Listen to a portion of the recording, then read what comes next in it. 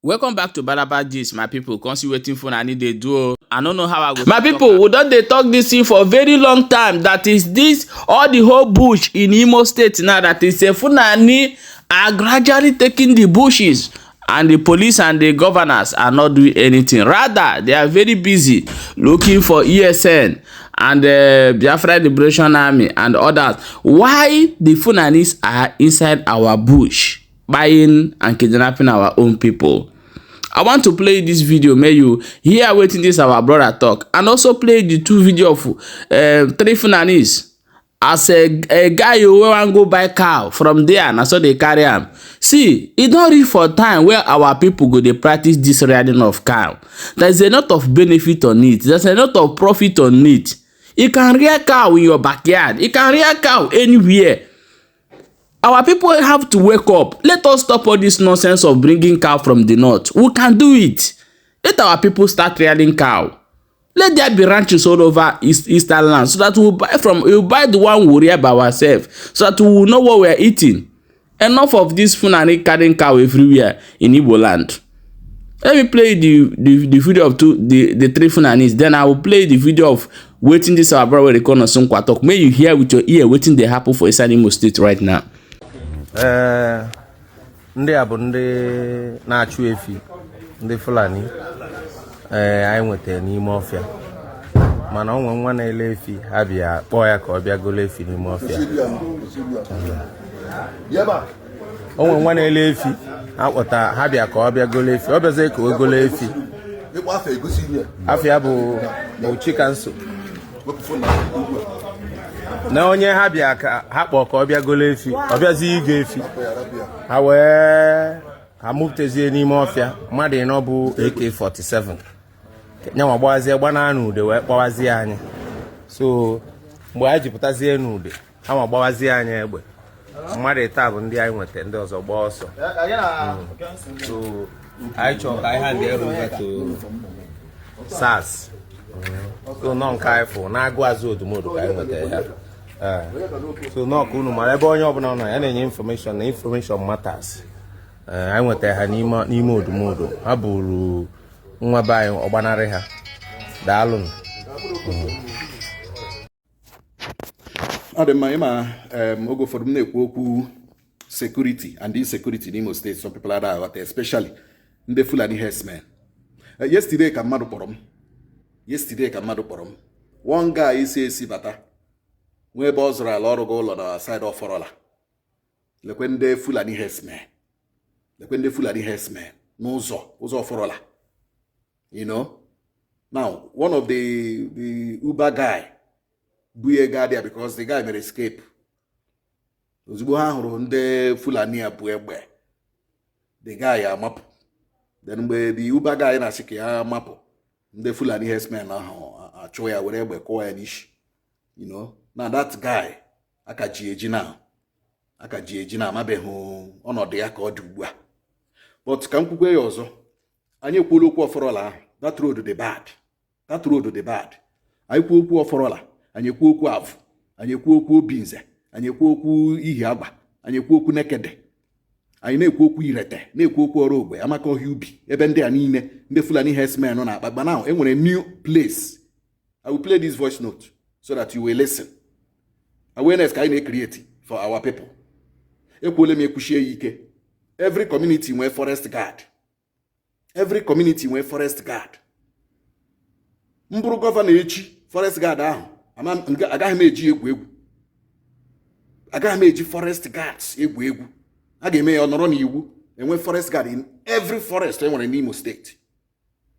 Ma enwebe forest guard n'Imo State, ya mpụ ka anyị na-akọ. And the government achọkwa n'ịma. Ihe a niile a na-ekwu a na-atọrọ ndị mmadụ onwebe ihe gọọmenti Imo State mere about it ruo today. Ha nụcha ha akpa anyị amaghị reason ha ji agba nkịtị. So let me play this particular one now. Ebe a na-eme kidnapping ahụ this Owerri Road na Agbala na Air Force Base and back of Air Force Base, Air Force Hospital na Agbala. So ebe a na-eme kidnapping now, and And yeah, according to them, watching and they brothers in no herdsmen. So one of them, I come two of them because I don't train no there.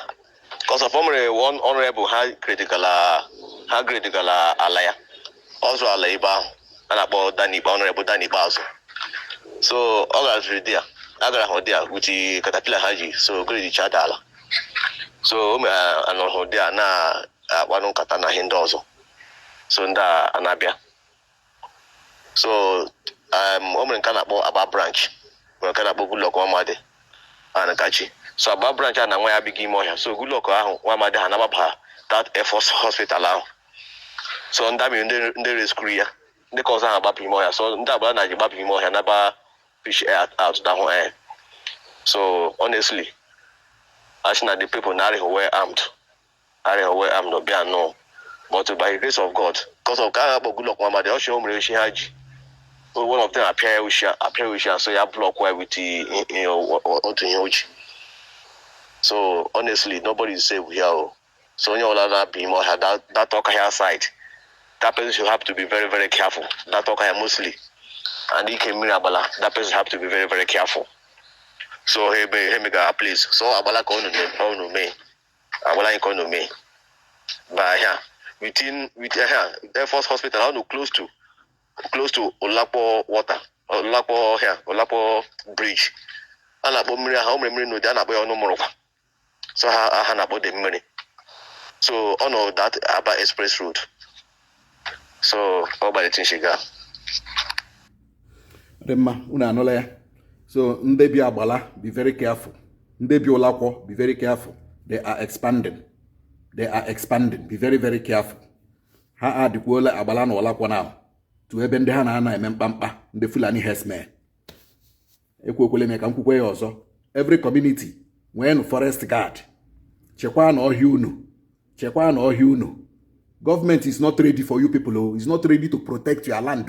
It's not even ready to protect you people. Ega na anande mad 5 million, 10 million, 5 million, 10 million, 20 million. What's the government? They come here in Imo State. You're not a government Imo State about it. No. You not consign them. So about government, protect your forest, protect your bushes, protect your land. Government in Ubua, Imo State, can never protect you. Welcome back, my wonderful people. Una don see Amo waiting they happen now as we dey talk. Now so why I say make I bring am come show una more una know as it dey go. Abeg make una share this video and drop your own opinion for inside comment section.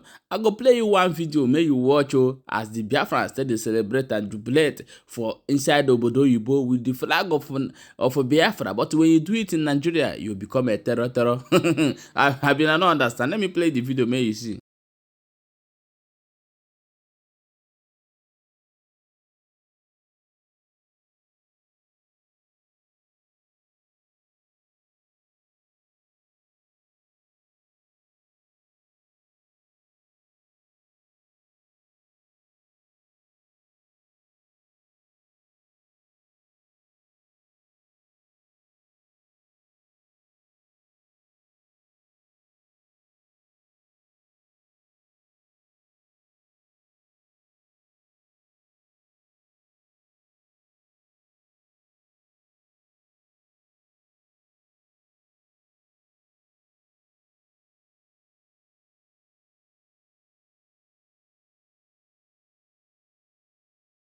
Welcome back, my wonderful people. As you don't watch that video, as you don't watch, make sure say they share the video and drop your own opinion for inside comment section as you don't read.